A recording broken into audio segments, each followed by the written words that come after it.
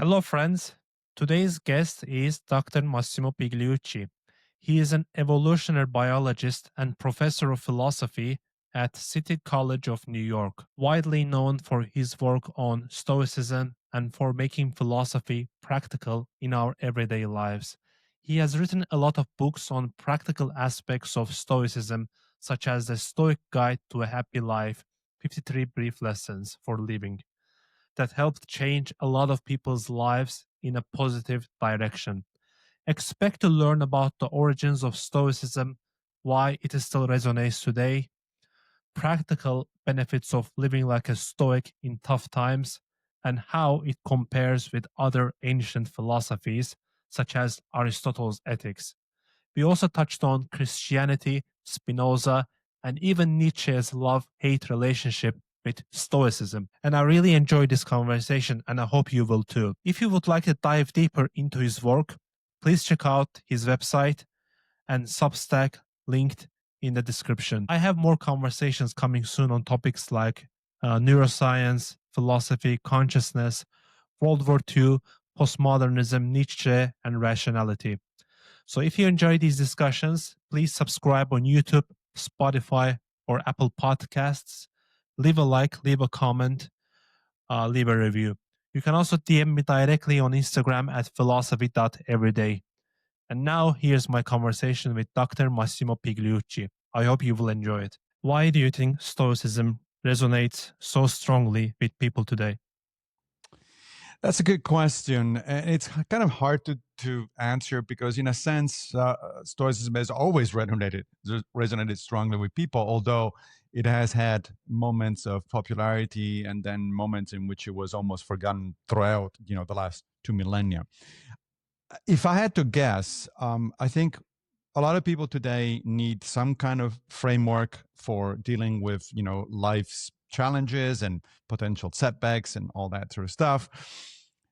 And traditional religions tend to be less popular these days. They're still very popular, but a lot of people increasingly think that perhaps a religious answer is not the right one, or at least it doesn't work well for them. And if you're looking for alternatives, for sort of secular alternatives, meaning non-religious, not necessarily atheists, by the way, because a lot of people who look for secular alternatives are not necessarily atheists. They just are not happy with the specific answers they get from mainstream religions.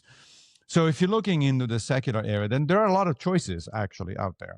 You can try out existentialism, for instance, which is a 20th century sort of modern philosophy. You can try secular humanism. You can try ethical culture. There's a lot of possibilities out there. There are also secular versions of religious philosophies like Buddhism, for instance. And yet Stoicism seems to be particularly popular, especially over the last 10, 15 years, perhaps. I think that is for a number of reasons. First of all, it's a straightforward philosophy. It doesn't have a complicated metaphysics. It doesn't talk about things like karma, reincarnation, and stuff like that. It's really focused on the ethics. It's really focused on how to live your life. It also comes with a series of tools. There is a lot of kinds of meditations, exercises, and things like that people can do. And so it's pretty easy to get straight into Stoicism. All you need to do is to read, maybe one book or even less than that, and get ready to and you can practice from day one. Now that has got its downsides because sometimes people embrace something that they think it's Stoicism, but it's not. Has more to do with sort of life hacks that may or may not work. But nevertheless, I think a major reason for the popularity of Stoicism is the fact that it's both straightforward and it comes immediately with tools that people can use in everyday life without a lot of background, without having a background in theology or in philosophy. When you look at the time when the Stoicism first emerged, do you see any similarities between that context and the today's context? Yeah, very much so. Think about it this way: Stoicism was one of the Hellenistic philosophies. So there was a moment of explosion, and by a moment I mean a couple of centuries of explosion of new philosophies. It wasn't just Stoicism; it was also Epicureanism, different brands of skepticism, new versions of Platonism, Aristotelianism, and so on and so forth. This happened for a reason in that particular period. The Hellenistic period goes from the death of Alexander the Great, and therefore the end of the Macedonian Empire, to roughly the Battle of Actium in 31 BCE, which marked the beginning of the Roman Empire.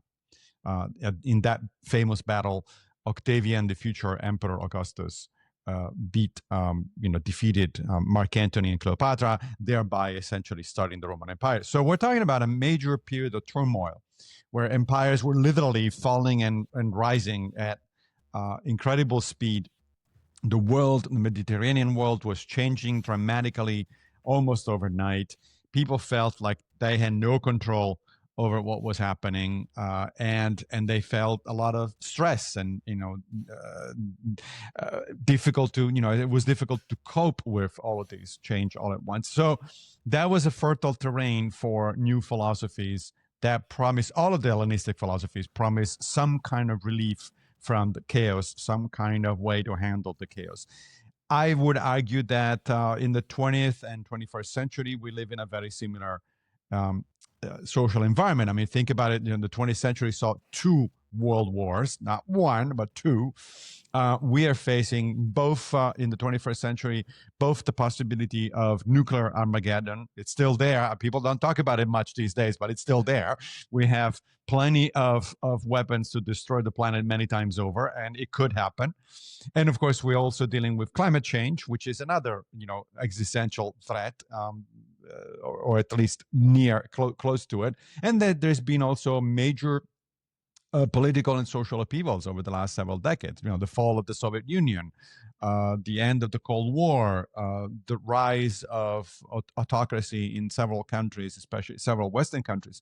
So all of these, of course, create a situation where people look around and say, "Oh my God, this all stuff is happening. What am I supposed to do about it? How am I going to deal?" So yes, I do think there are similarities, within certain limits, of course, between what was happening during the time of the early Stoicism and currently.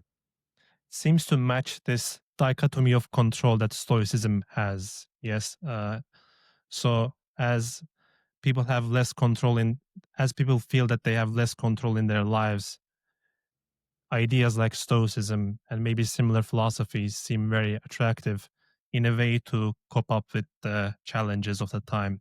Is that a fair assessment? Yeah, I think it is. I try not to use the word control because in my experience, it actually tends to confuse people, because people start arguing then about, well, what do I control? What do I don't control? And things maybe I partially control and all that. And in fact, it's not the term that the ancient Stoics were using. That's a modern term introduced by Bill Irvine, a colleague of mine who wrote one of the best-selling books on Stoicism.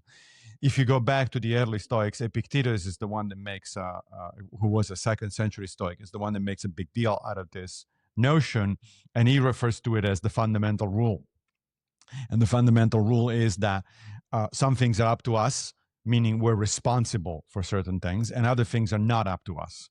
And he says, he lists the kinds of things that are up to us and not up to us, and I'll get to that in a moment.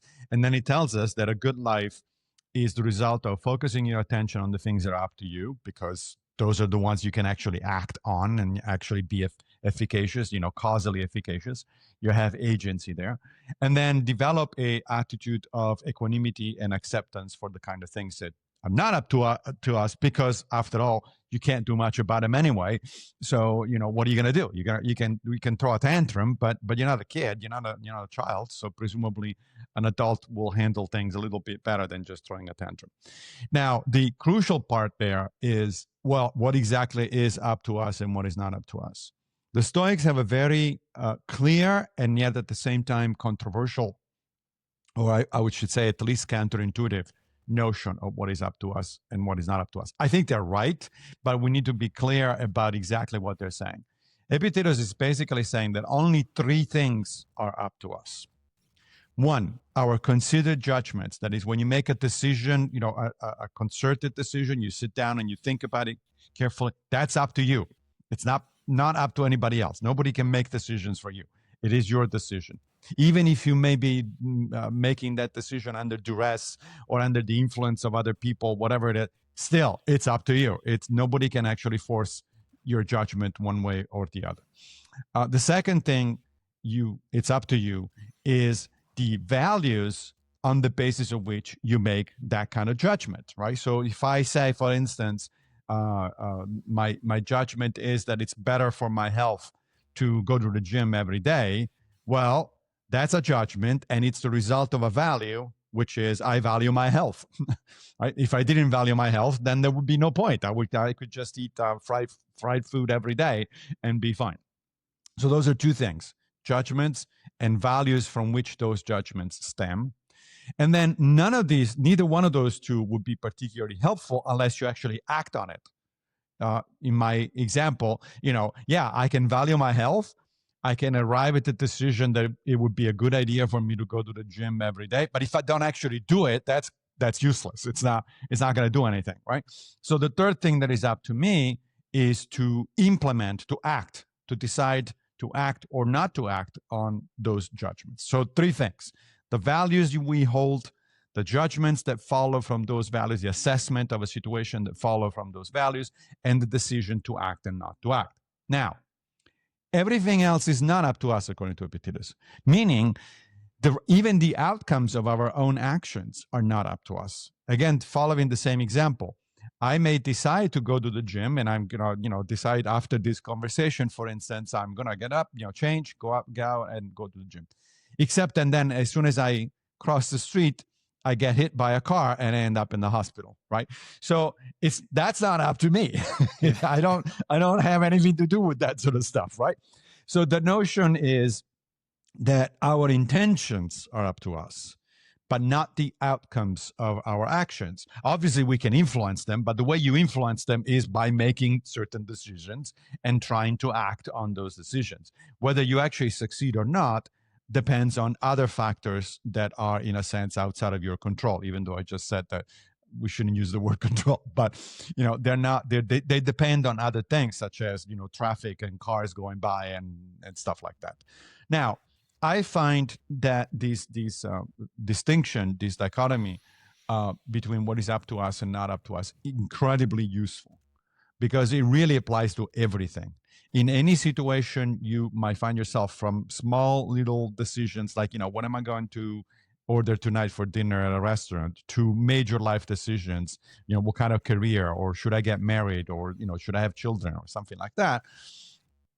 It's always useful to to pause and ask yourself, well, what exactly here is up to me? Let's take, for instance, a relationship, right? So I'm interested in a person, and I love her and all that sort of stuff. Okay. But what is up to me in that situation is to behave as somebody who cares about that person. Whether that person reciprocates or not, it's not up to me. It's up to her or him, depending on your preferences. So I have to understand that from the get-go. That is, I may think that one particular person is, my soulmate or whatever it is, and that we'll be happy together and all that. But unless she agrees and has the same assessment, it's just not going to happen. And I have to be okay with that. One of Epictetus's points is you have to be accepting things that are not up to you with equanimity. That is, you have to say to yourself, well, I thought this was going to work, but sometimes things don't go the way you want them, and it's okay. That's just life, right? You don't just, as I said, throw a tantrum or get upset or get angry and all that. The universe, or the universe doesn't care about what you do or not to do. The universe is out there doing its own things. What is important for you is that you go through life trying to do your best, but accepting that sometimes that's going to work and sometimes that's not going to work. Yeah, I think what you say also ties well to sometimes the criticism that I see online about Stoicism, that it is very passive philosophy, like accept whatever happens, you have no agency, but actually it's about more focusing on the things that you can have a control over. Right. So I guess in practical sense, it doesn't make much sense for you to worry about the things that might happen, that might steal from the present moment that you have today. Correct. I mean, let me give you're absolutely right that one of the common misconceptions in my mind is that Stoicism is kind of a quietist philosophy, that it leads you to not to act. But hold on a second. That's a misunderstanding. Let me explain by way of another example. Let's say that tomorrow morning I have a job interview, right? I want the job. That's why I applied, right? It's important to me, so I care. It's not like I don't care about the job. I obviously do care. Otherwise, I would not have applied. But Epictetus says, okay, what is up to you there? Well, it's up to me to prepare for the job interview the best way I can. That's entirely up to me. It is up to me to try to get a good night's sleep before the interview, because that's going to help. Notice that I say try. If my neighbor is having a party at 3:00 in the morning, I'm not going to sleep. But that's not up to me. That's my neighbor's, creating the havoc. It's not my decision. Also, try to get to the interview on time, because it's a professional thing to do. Again, notice I said trying, because I live in New York. It's very possible that the subway breaks down, or that there are delays, or that there's traffic, or whatever it is. And so despite my best efforts, I might actually not make it on time. Also, what is up to me is to try to stay focused during the interview and answer questions in the best way that I can. Period. What is not up to me is whether I actually get the job or not, right? That's up to whoever is doing the interview. It depends on a lot of factors that I have nothing to do with, such as who my competition is, what the priorities of the company or whoever is offering the job, and so on and so forth, right? So this example shows that A, it's not that I don't care. I very much care. I want the job. B, it's not that I'm not doing anything about it. I'm very much doing everything. In fact, I'm doing everything I can about it. But also, I am ready for the possible outcome that I'm not going to get the job. Because that's the nature of job interviews, right? Sometimes it works, sometimes it doesn't. And what are you going to do? Right? Get upset and throw the desk out and all that sort of stuff. Why? From the get-go, that is the kinds of things that happens in interviews. Sometimes you get a job, sometimes you don't. If you don't get the job and yet you've done your best, you have nothing to blame yourself for. You were not quietist. You were not passive. You were actually as active as possible. It just happens that in that particular case, it did not work. Okay, there'll be other interviews. There will be other jobs. You can get up and try again. Yeah, makes sense. Like there is no reason getting upset over universe. Basically, universe doesn't care. Right. Right.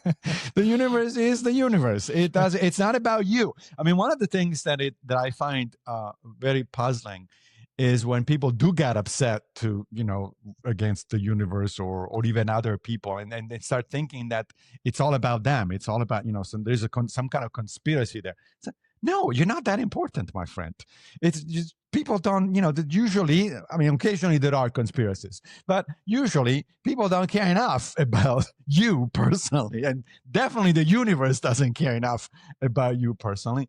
It's the fact that, life is made of certain components, certain facts, certain phenomena that you really do not control. They're not up to you. And it's an adult, as I said, it's an adult, mature thing to accept that and be okay with it. Not get upset, because what is the point? If you get upset about it, first of all, you're not going to change the outcome anyway. So, if I don't get the job and then I start yelling, you think that's going to change that they're going to change your mind and offer me the job? I don't think so. In fact, quite the opposite. They might tell other potential employers, don't interview this guy because he throws a tantrum if he fails the interview. So that's not going to change, and I'm going to feel worse, because not only there is the natural disappointment of I didn't get what I wanted. Now I'm in turmoil internally. I am experiencing really unhealthy emotions such as anger, frustration, disappointment, and all that sort of stuff. Why should I do that to myself? Yeah. One of the other philosophers that have been always interesting to me in comparison with Stoicism is Nietzsche, because he also has a similar, but it's. I think he is the one that came up with the idea amor fati, love your Yes. fate, but then it got Yes. associated with the Stoicism. How do you see the similarities and differences between Nietzsche's philosophy and Stoicism? Yeah, Nietzsche was interested in Stoicism. He wrote about Stoicism. He read the Stoics, and he thought that there was something valuable there. However, Nietzsche was a pessimist about sort of the general outlook in life. He thought that um, the best attitude is to assume that things are not going to go well, and therefore he ultimately rejected Stoic philosophy because he thought the Stoics were a little too optimistic. The Stoics thought that if you reason about things and if you behave nicely, pro-socially, cooperatively with other people, things are going to be okay. Now, I don't know. Nietzsche might have had a point. It's possible that the Stoics were a little too optimistic. I still think that trying to be nice and reasonable about things is the best course of action. But he may be right that perhaps it's a little bit too optimistic. The amor fati bit is interesting because, that's a Latin phrase that means love your fate, right? And Nietzsche used it for a particular reason. He said, ask yourself, would you be okay with reliving the same life over and over and over, right? The famous concept of eternal recurrence. That's how he uses it. Now, the Stoics have a similar sort of attitude, but it really is about loving your fate. They don't use you're right, they don't use the phrase. But Epictetus says you need to embrace whatever happens to you, not just accept it, but embrace it, right? Not just endure it, but actually love it. Why? Well, that's because this is what the universe has to create for you. This is what the universe has decided. And since the universe, according to the ancient Stoics, is a living organism endowed with the logos, the ability to reason, then whatever happens to you personally is actually best for the universe. Not necessarily best for you, best for the universe. So the way they thought about it is like we are like cells of an organism. And so whatever happens to a cell is good for the organism, unless the cell becomes selfish, let's say, and then it becomes a tumor, right? And then it becomes a cancer, which is not good for the organism. So Epictetus says you need to accept that you're part of a body. He actually he doesn't talk about cells because the ancients didn't know anything about cells, but he uses the metaphor of an organism. And he says you're like an organ, you're a piece of that broader organism, and therefore you should embrace anything that happens to you because you know that it's for the best of the whole body, the cosmic body, if you feel. Now, I think that's a beautiful way of looking at things. I also don't think it's true. I'm a scientist. I'm a biologist. I know a little bit about physics. I don't think the universe is a living organism. It just doesn't fit the parameters of a living organism, right? It doesn't have metabolism. It doesn't evolve by natural selection. It doesn't have it doesn't have any of the characteristics of living organism. The universe is a set of physical processes, but not a living organism. So as a modern Stoic, I cannot in good conscience embrace what happens to me, but I can still endure it. I can still accept it, right? So if a loved one, for instance, dies, and last year I had a loss in the family, somebody who was close to me, for instance, Epictetus would say, well, you need to embrace it because somehow, you don't know how, but somehow this is actually good for the organism, right? For the cosmic organism. I can't do that. I cannot embrace the loss of a loved one, but I can certainly accept it. I can use the Stoic attitude that reminds you that, look, people are living organisms and living organisms die. You know that. You are going to die. Everyone you love is going to die, either before you or after you. And that's the situation. That's the way things work. So you don't need to be happy about it, but you do need to, again, act like an adult and accept it and be prepared for it. And one of the things that this means, by the way, the way I put it in the last few minutes, it's all in kind of in the negative, like you have to accept it, you have to deal with it, you have to endure it, right? But there's a flip side of that coin, which the Stoics pointed out, which is because you're aware of the fact that everything really is impermanent, everything changes, not just human beings, everything, literally everything. That means that you can focus on enjoying it right here, right now. Right. So when I knew, for instance, that this relative of my close relative who passed last year was getting near the end, I'd known that for some time, and so I redoubled my efforts to spend time with him. Right? I knew it wasn't going to last. I didn't know when it was going to die, but I knew it wasn't going to be long. It wasn't going to be many years. It was going to be months or maybe a year or something like that. But he was on his way out. So that meant to me that every moment that I was spending with him was more precious. I paid more attention. I make an effort. He lived in Rome. I lived in New York. So I made more of an effort to go and visit and to spend time with him when I was visiting, because I was aware of the fact that those moments were precious.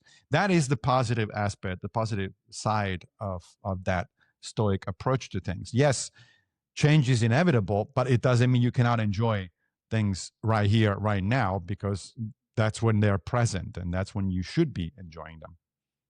Yeah, I think I may be wrong. Either Epictetus or Marcus Aurelius says in the book that think about that you don't necessarily own things. You don't, for example, if you're in a relationship, you don't own that person. Think of it as if you're borrowing your time while That's you're right. there, while they're there with you.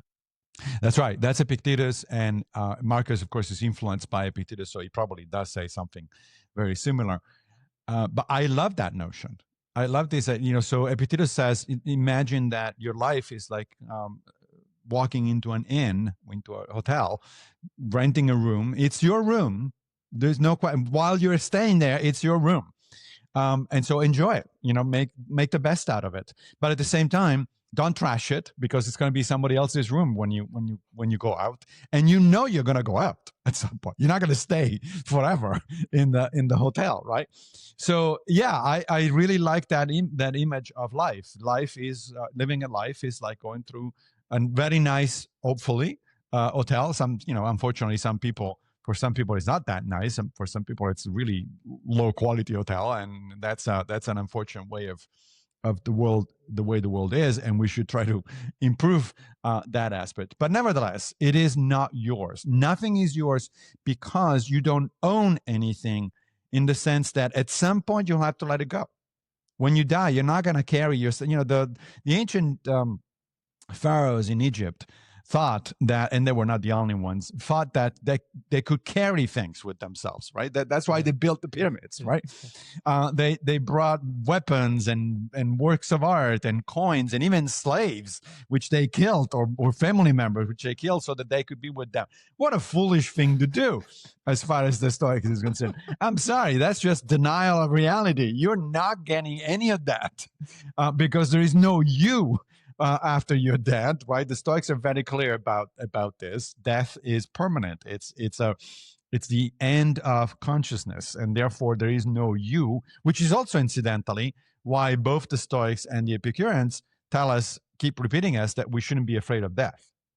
The process of dying may be painful, although they also both point out that even if it is painful, it's a short period compared to your entire lifespan.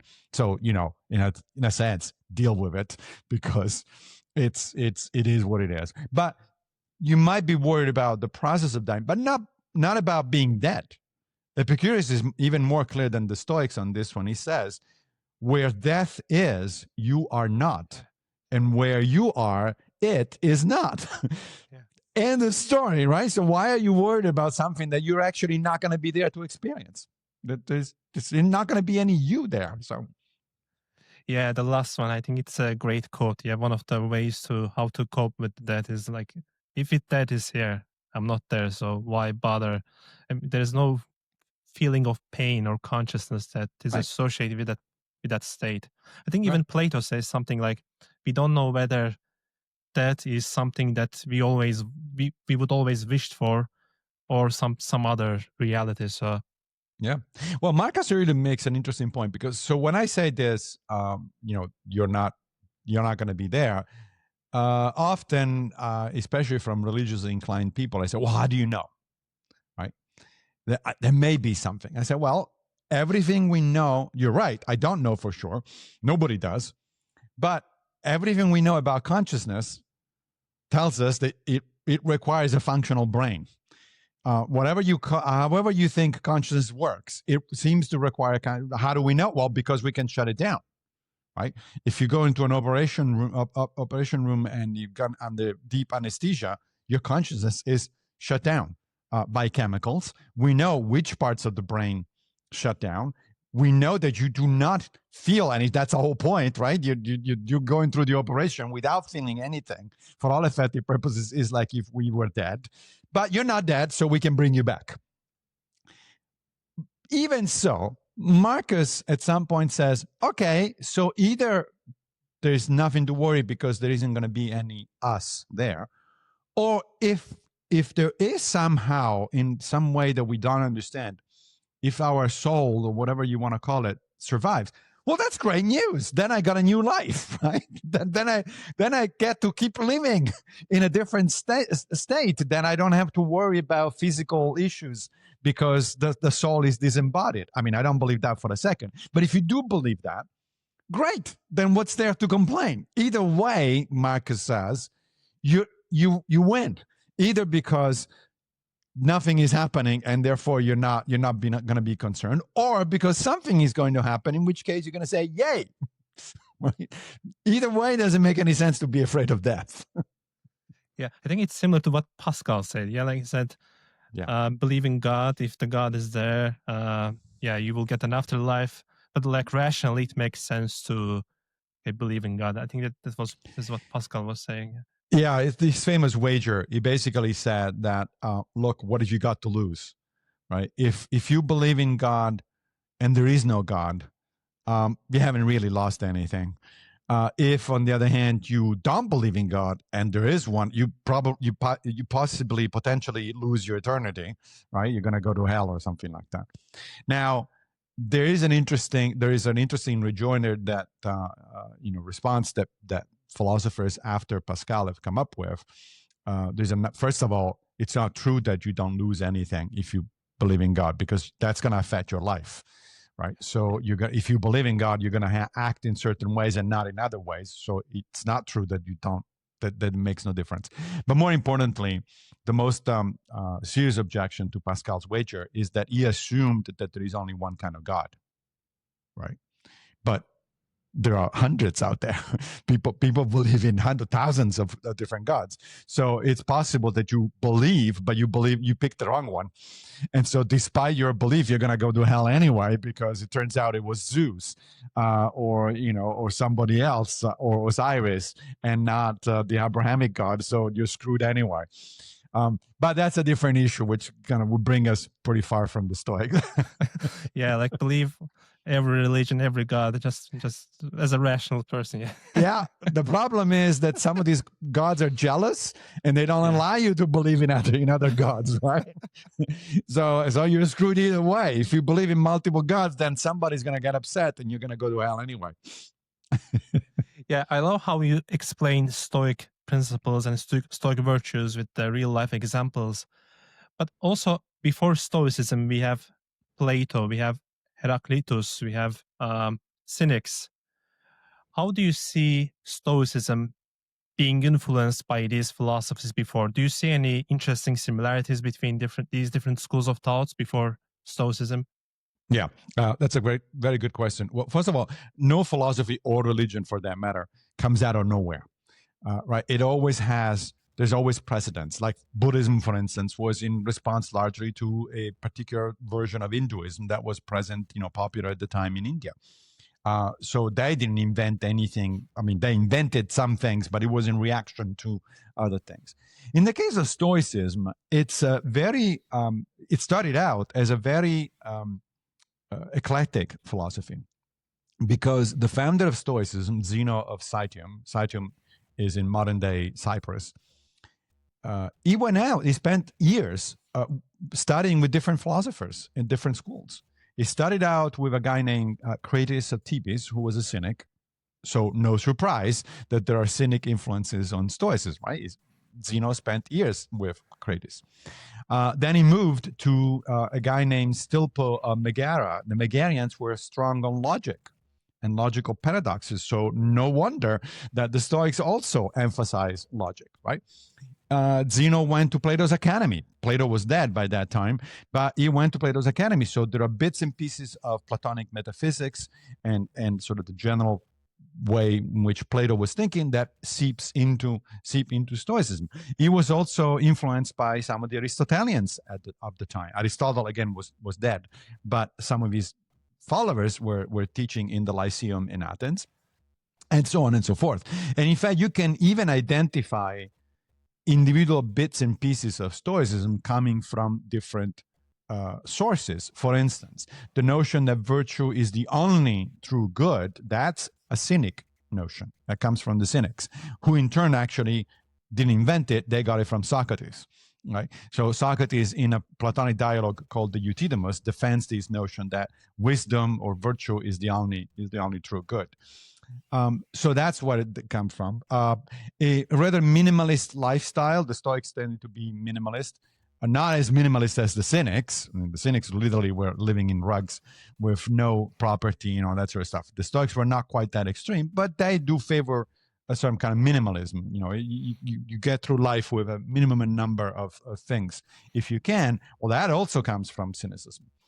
The Stoics famously adopted 4 cardinal virtues as their guide to action, to moral action, right? So whenever you are about to do something, you ask yourself whether that's wise, courageous, just, and temperate.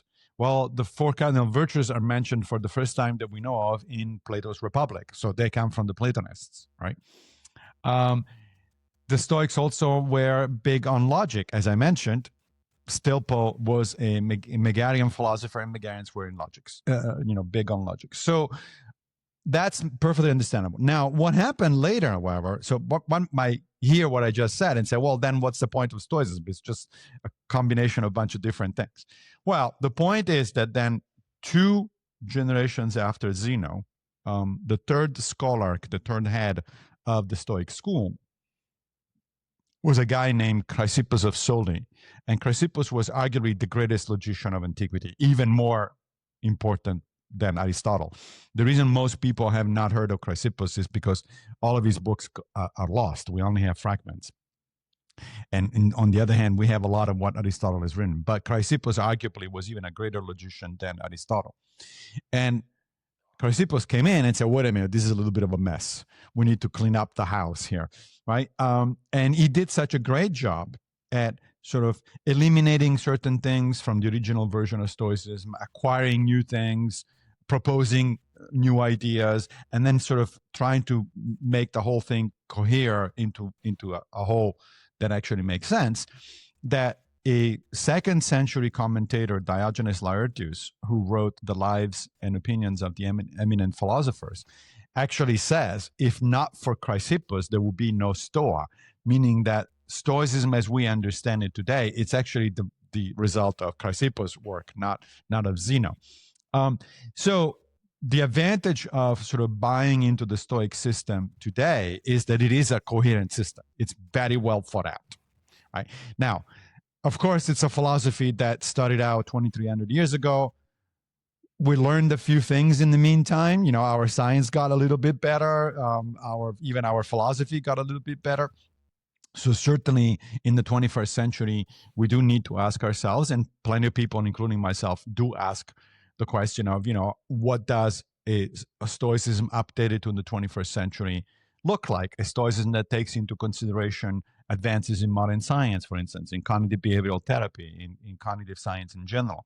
What about a Stoicism that takes on board philosophical debates about, let's say, free will that have been going on from the Middle Ages into the modern period? Those are good questions, and so I would not suggest to anyone to just buy wholesale into the ancient Stoicism without making any modification at all, because that would be crazy. Nobody does that. This is not just Stoicism. Even a Christian, let's say, or a Buddhist today, they don't actually, despite what they may think, they don't actually practice Christianity or Buddhism in the way it was practiced 2,000 or 2,400 years ago, right? I mean, even so-called fundamentalist Christians, they don't, because if you go to the certain areas of certain bits of the Bible, it tells you that, for instance, a child who disobeys their parents need to be stoned to death. I don't think any Christian today would accept that kind of commandment. I mean, it's just crazy. You're not going to do it. So what do? They kind of throw it aside. It's like, no, I'm not. I know it's there, but I'm not going to do it. And why not? Well, because in the meantime, society has evolved, and we don't stone people to death largely. By there are unfortunately still exceptions, but we don't stone people to death, and certainly not children because they disagree, they disobey to their parents. So this is a general thing. It's not just Stoicism. Any philosophy that started out 2.5 millennia ago, of course, philosophy or religion, of course, needs to be updated. Now, one could, however, then ask the sort of the inverse question, which is, why bother with a philosophy that was established 2,000 years ago? Why not go with something that is a little bit more modern, like existentialism or secular humanism and all that sort of stuff? And that's a good question. My answer to that question is because I still think that even 2,000 years later, the Stoics got a lot right. And therefore, that it's a waste of time to try to reinvent the wheel and start from scratch. You keep the stuff that works, and it's a lot of it. And then you update the stuff that, you throw away the stuff that doesn't work, and you get a modern version of the same basic ideas. I mean, it's amazing to me just how much the Stoics got right about human nature and human psychology, which is really what ethics is about. The Stoics thought of ethics as an empirical discipline, a fact-informed discipline that has to do with how to live a good life. Today, we say that that's the business of psychologists, right? Positive psychologists, that's what they study how to live a good life. And guess what? They tend to agree with a lot of the insights of the ancients. In fact, so much so that positive psychologists use the word eudaimonia instead of happiness. And the word eudaimonia is the ancient Greco-Roman word that was used certainly by the Stoics to indicate a life worth living. So that tells you quite a bit that even modern scientists still use the same concepts, the same basic approach that has worked for more than 2 millennia.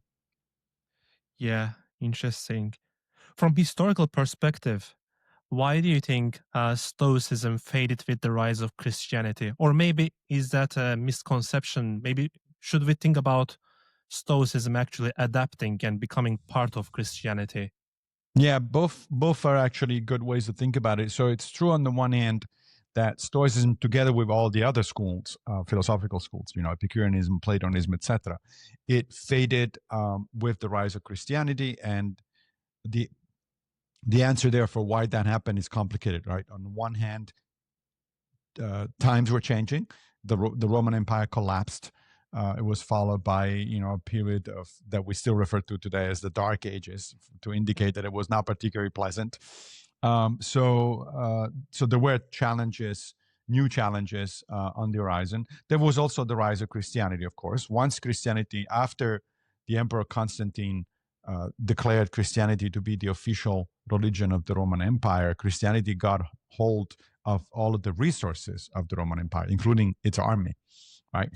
And so the Christians who up until recently had been persecuted now became the persecutors.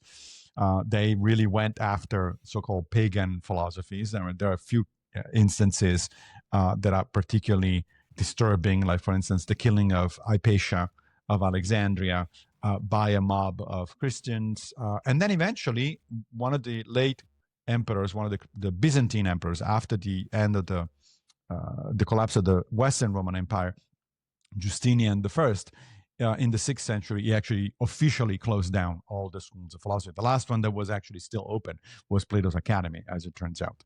And he officially decreed that was done, we're done. So that's part of the story. But the other part of the story is that several of these philosophies, and particularly Stoicism, did in fact survive by being incorporated, by their ideas being incorporated into Christianity. The early Christians, beginning with Paul of Tarsus, who arguably is the actual founder of Christianity, not Jesus. We don't really know who Jesus was and what he did. We only have secondhand sort of accounts. The guy that really brought Christianity to the forefront was Paul.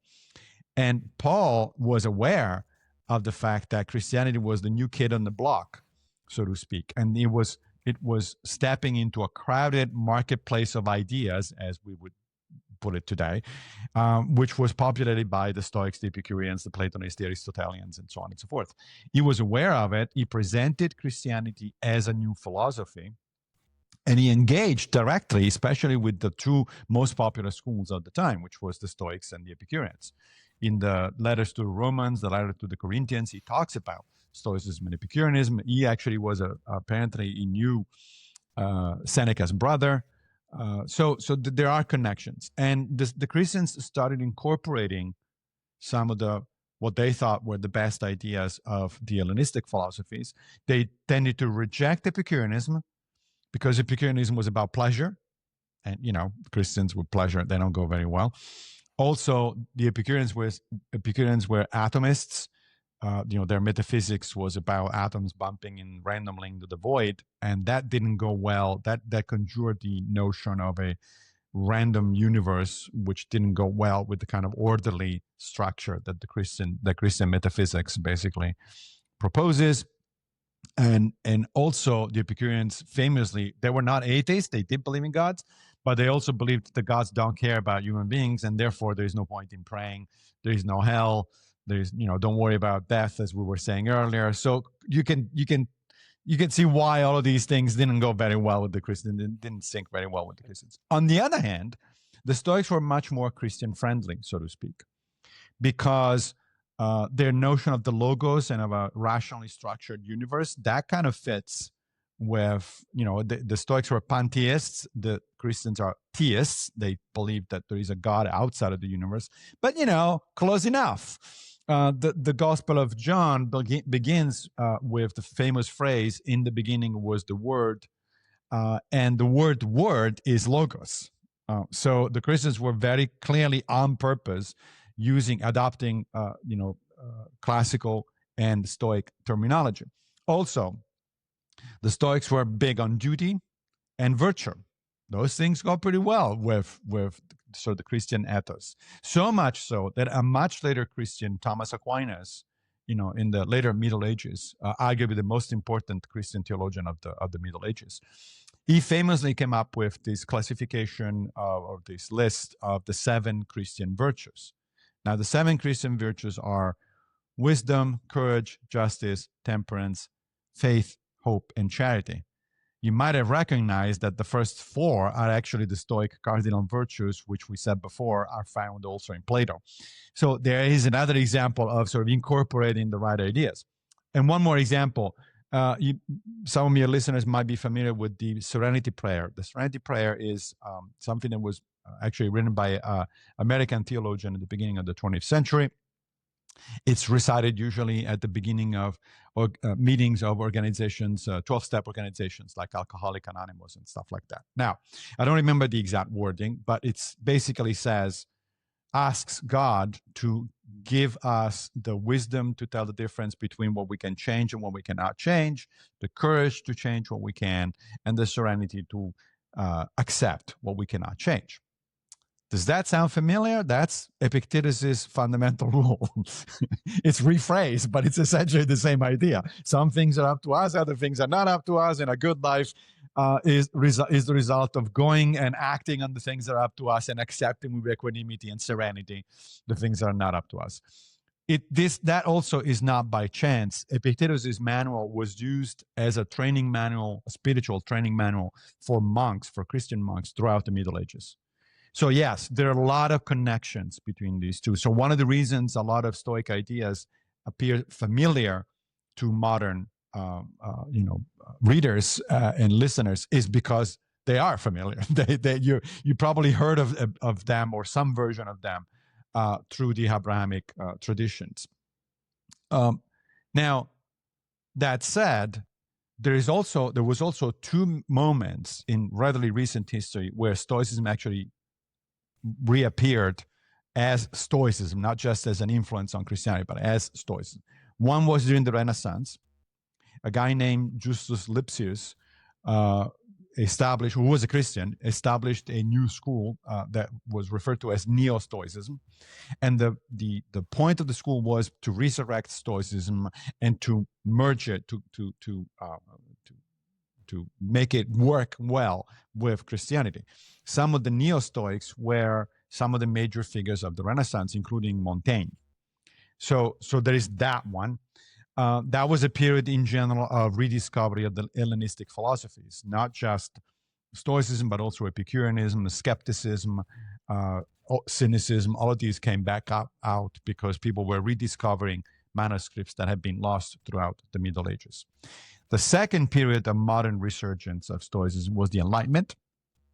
So move forward, a couple of centuries from the Renaissance, you get the Enlightenment, people like Voltaire, Diderot, and so on and so forth. Those were very aware of the Hellenistic philosophies, of Stoicism, of skepticism, and so on. And so that was another, the Enlightenment was, of course, the age of reason. So there was an emphasis on logic, practical logic, applied logic, a resurrection of science, that sort of stuff.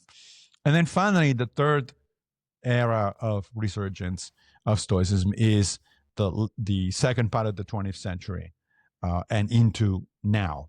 What happened was, for instance, in the early 60s, two people here in New York, Aaron Beck and Albert Ellis, started what is now known as cognitive behavioral therapy.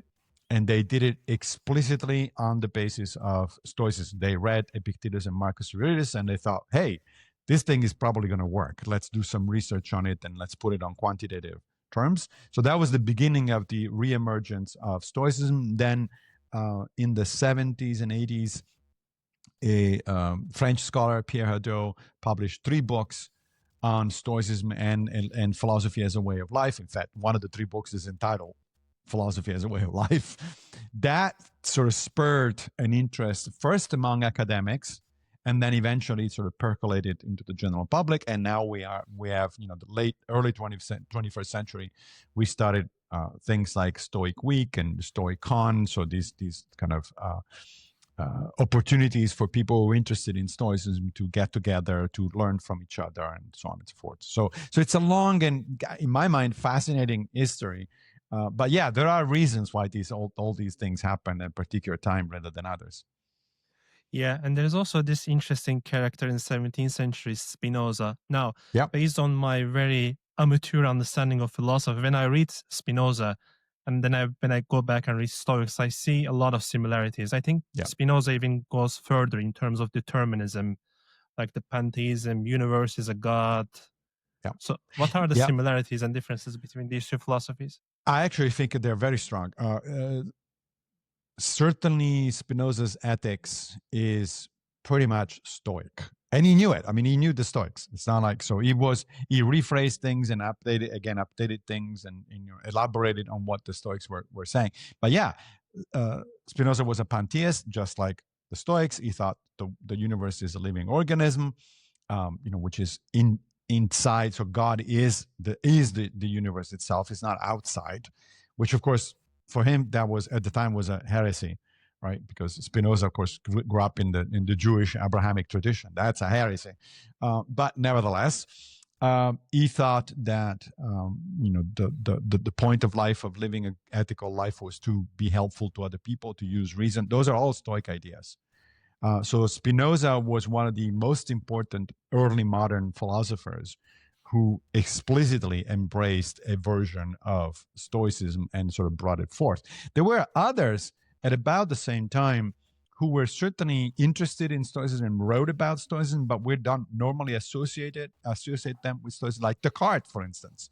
Descartes didn't write anything official about Stoicism, but in his correspondence, it's quite clear that he was taken with Stoic ideas.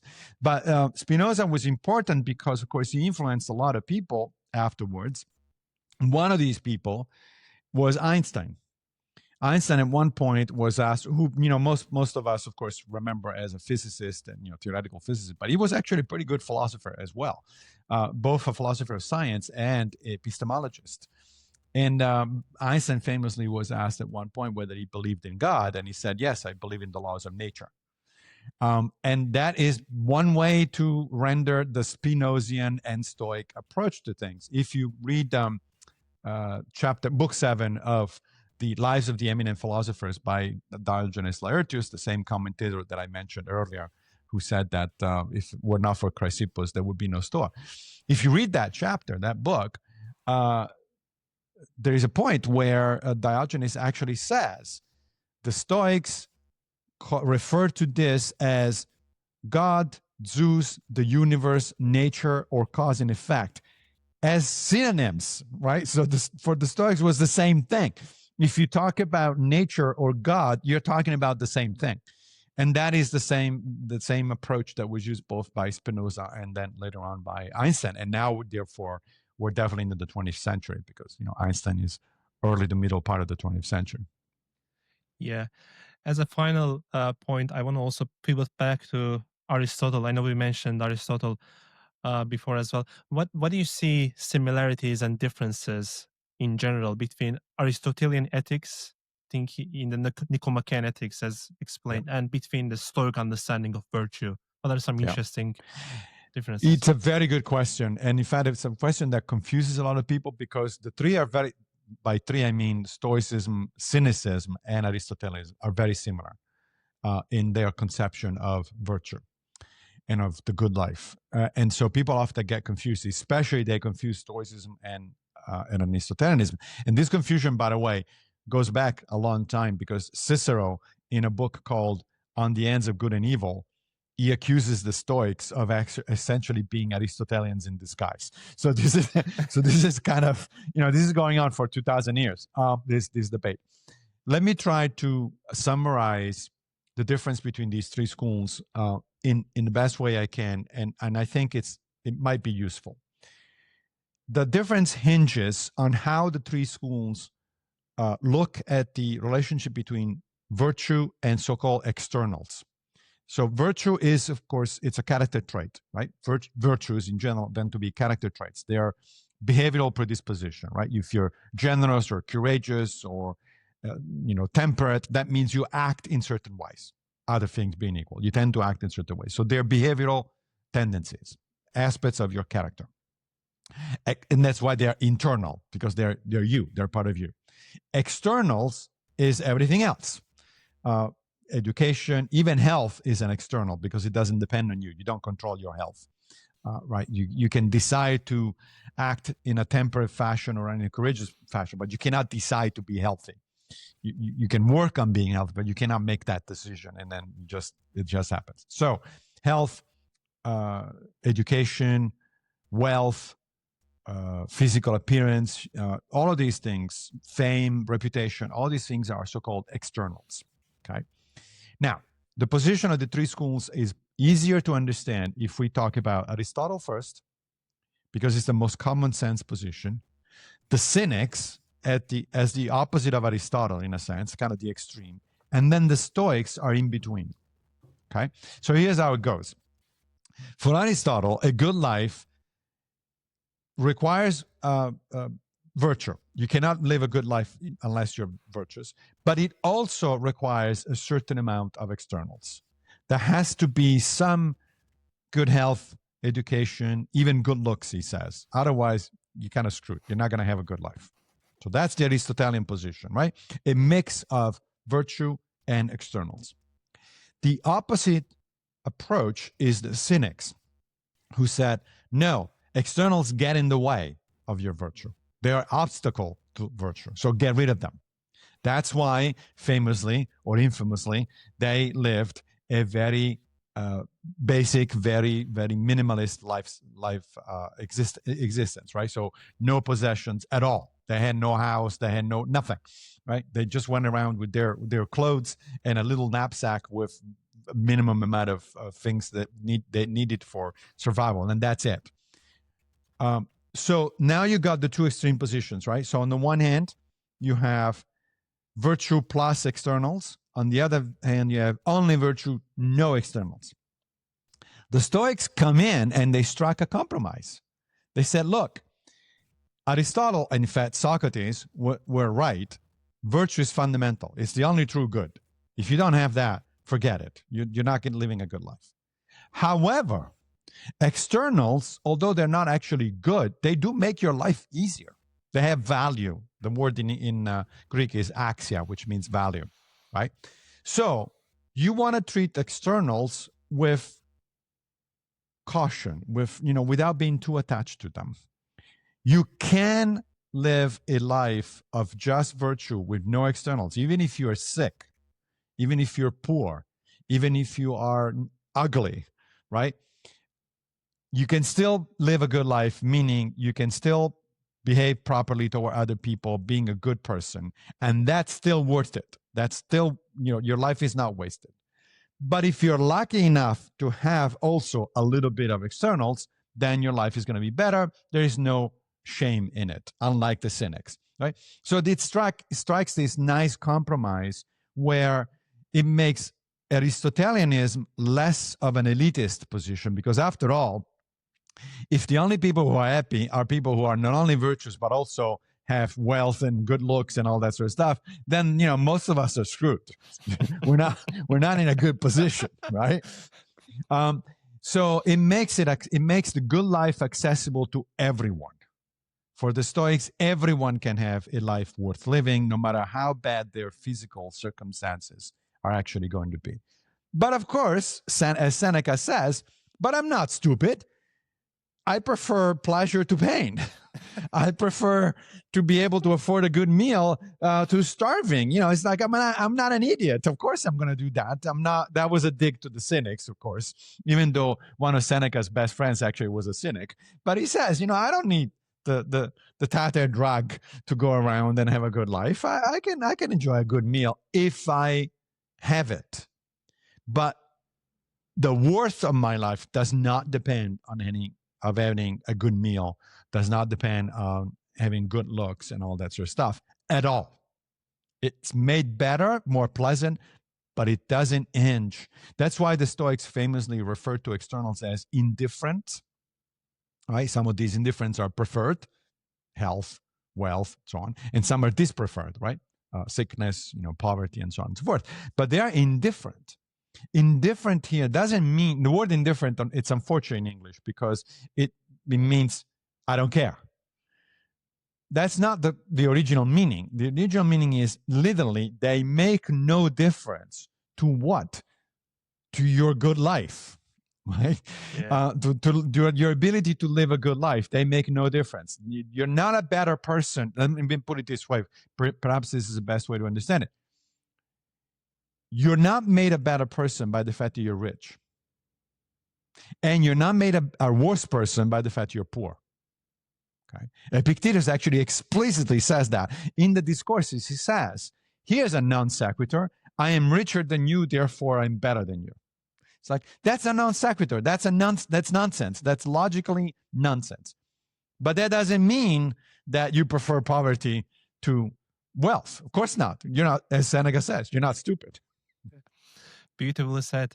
Also, one of the interesting how I take a look at the difference between cynicism and also Aristotelian understanding is how these two, Diogenes and Aristotle, interacted differently with Alexander the Great. Like Aristotle was a tutor to Alexander the Great, but there's this famous story of Diogenes basically trolling Alexander when he asks, "Hey, what do you want from me? I am the big emperor here," and he says, "Just stay away from my son." And then that's right. You're blocking my son. Gotta get away. Yes, that's a beautiful story. That's right. Yep, amazing. So thanks a lot. I think it was so interesting the way you explain these theories and principles, Stoicism, differences between Aristotle. I would love to continue further, but I know that our time is also limited. Final question: where should people go to check your stuff? Are you writing a new book, or do you have any website or anything? Yes, thank you. So everything that I do, pretty much all my articles, links to books and everything, podcasts like this one, is on Substack. If you go to Substack, look for a newsletter called Figs in Winter, which is a reference actually to a famous story by Epictetus. And in terms of new projects, I'm finishing up a book on Cicero, who was a skeptic, but he was also very friendly to the Stoics. He was kind of Stoic curious or Stoic adjacent kind of thing. And he had an incredibly interesting life. And in the book, I explore the intersection between his philosophy and his life. So the book is going to be coming out next spring, 2026. Nice. I'm going to definitely check that out. I will also link the website and the details in the description. Thank you very much. It was lovely talking to you. and exploring these ideas together with you. And good luck. Thank you. It was a pleasure being here. Thanks for listening to my conversation with Dr. Massimo Pigliucci. If you enjoyed this episode, please subscribe here on YouTube to watch the future episodes. Leave a like. Also follow the podcast on Spotify and Apple and leave a review. It helps a lot as I grow this platform. You can also directly DM me on Instagram at philosophy.everyday. Thanks again for watching, and I'll see you in the next one.